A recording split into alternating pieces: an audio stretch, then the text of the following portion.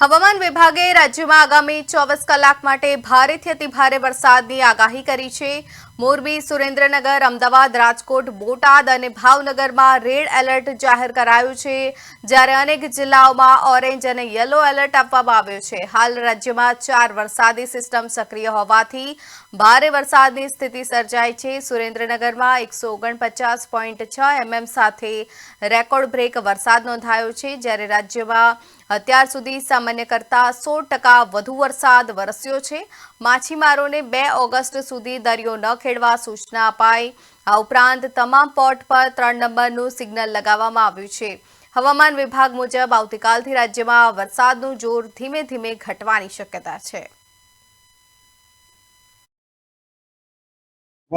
Record हुआ है 149.6 mm record है, फिफ्थ ऑल टाइम हाइस्ट है और जो अगस्त महीने का जो है 4th हाइस्ट है।